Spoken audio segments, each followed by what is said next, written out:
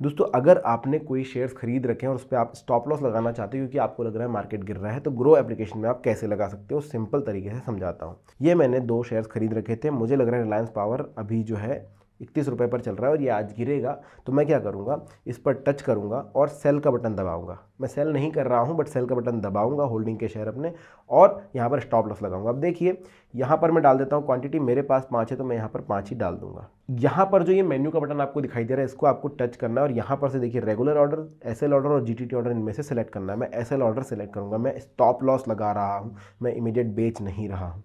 ये करने के बाद देखिए यहाँ पर मार्केट प्राइस लिखा हुआ था, अभी ट्रिगर प्राइस में कन्वर्ट हो जाता है। अगर मैं इसको वापस रेगुलर ऑर्डर पे करूँ तो देखिए मार्केट ऑर्डर लगा हुआ था, जैसे ही मैं स्टॉप लॉस पे जाऊँगा ये ट्रिगर प्राइस पे कन्वर्ट हो जाता है। 5 मैंने लगा दिए, डिलीवरी में है। अब स्टॉप लॉस का एक चीज़ और देख लीजिए, trigger sell order at a price lower than market. अब वैलिडिटी नीचे लिखा हुआ है इमीडिएट डे और ईयर।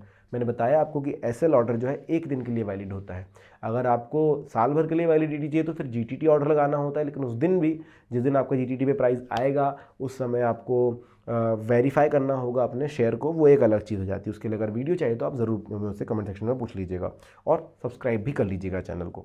अब ये एसएल ऑर्डर है, स्टॉप लॉस लगाया तो इसकी वैलिडिटी दिन भर की रहती है। अगर आपको लग रहा है आज मार्केट गिरा, नुकसान नहीं होना चाहिए, तो आप आज के लिए लगा सकते हैं। यहाँ पर देखिए एसएल ट्रिगर प्राइस है, वो आपको डालना होगा। अभी हमारा प्राइस चल रहा है 31 रुपये 20 पैसे। मैं सोच रहा हूँ भाई 25 रुपये की से ज़्यादा मैं झेल नहीं पाऊंगा, उससे ज़्यादा मेरा लॉस हो जाएगा, तो मैं यहाँ पर 25 रुपये ट्रिगर प्राइस रख दूंगा। अब देखिए ये बोल रहा है trigger price should be between 25.65 and 38.45। बहुत ज़्यादा लोअर ट्रिगर प्राइस आप नहीं रख सकते, वरना उस स्टॉप लॉस का मतलब नहीं है। तो आप क्या करेंगे, यहाँ पर मैं 26 रुपये कर देता हूँ। जैसे ही मैंने ट्रिगर प्राइस 26 किया, ये ग्रीन हो गया। अब देखिए यहाँ पर ऐड लिमिट प्राइस, सिर्फ ट्रिगर लगा के छोड़ना नहीं, आपको लिमिट प्राइस यहाँ पर डालना है। ट्रिगर प्राइस का मतलब होता है कि जैसे ही प्राइस 26 तक गिरेगा, आपका ऑर्डर जो है एग्जीक्यूशन के लिए चला जाएगा एक्सचेंज के पास, लेकिन वो लगेगा नहीं। कब तक, जब तक कि आपका लिमिट प्राइस नहीं आता है। 26 मैंने सिलेक्ट कर दिया तो आपका लिमिट प्राइस 25.50 यहाँ पर रहेगा। 26 पर जैसे ही आपका प्राइस आएगा गिरते गिरते रिलायंस पावर का, ये एक्सचेंज के पास चला जाएगा और वेट करेगा 25.50 आने तक, तब तक भी होल्ड करके रखेगा। जैसे ही 25.50 आता है आपका ऑर्डर बिक जाता है। अब ये क्यों है, ये देखिए कि जब ट्रिगर प्राइस ये छुआ और हो सकता है कि 26 तक आया और फिर वापस ऊपर चला गया, तो आपके पास एक और चांस रहता है बचने का। 26 को टच करके अगर ट्रिगर हो भी गया और 25.50 पर नहीं गिरा तो आपका ऑर्डर जो है एग्जीक्यूट नहीं होगा, और अगर 26 से और नीचे गिरा 25.50 तक आया तो आपका ऑर्डर जो है एग्जीक्यूट हो जाएगा। तो ये मैंने यहाँ पर लगा दिया है। अब देखिए ये बोल रहा है लिमिट प्राइस शुड भी बिटवीन 25.65 एंड 38.45, तो हमको यहाँ पर भी चेंज करना पड़ेगा। मैं यहाँ पर कर देता हूँ 25.70। ये करने के बाद आपको वेरीफाई सेल करना है। वेरीफाई सेल करने का ध्यान में रखिए, अगर आपने बहुत समय से होल्ड कर रखा है किसी स्टॉक को तो आपको टी पिन वेरिफिकेशन देना होता है। वेरीफाई सेल का बटन में दबाता हूँ, verify using T pin OTP यहाँ पर आ रहा है, इसको आपको टच करना है। यहाँ पर आप टी पिन डालेंगे। अगर आपके पास टी पिन नहीं है तो सिंपल टी पिन जनरेट कर सकते हैं क्लिक हेयर का बटन दबा के। तो देखो यहाँ पर आपको BOID डालनी होगी, पैन नंबर डालना होगा। अब BOID कहाँ मिलती है वो आपको बता दूं मैं। ग्रो एप्लीकेशन में अपनी फ़ोटो के पास जाना, अपने अकाउंट पर जाना और यहाँ पर आपको एक BOID दिखाई देगी, ये देखिए DPID के ऊपर आपको BOID दिखाई देती है, इसको आपको कॉपी कर लेना है। अब यहाँ पर आने के बाद हम होल्डिंग्स में जा करके जो है वेरीफाई करेंगे। Verify using T pin OTP, ये करूँगा। यहाँ पर अपना टी पिन नहीं डाल सकता, क्लिक हेयर करूँगा। BOID वहाँ पर डालनी होगी, CDSL की वेबसाइट खुलती है, तो यहाँ पर BOID जो कॉपी करी उसको डाल देंगे। पैन नंबर आपको डालना होता है अपना, और एक कैप्चा डालना होता है।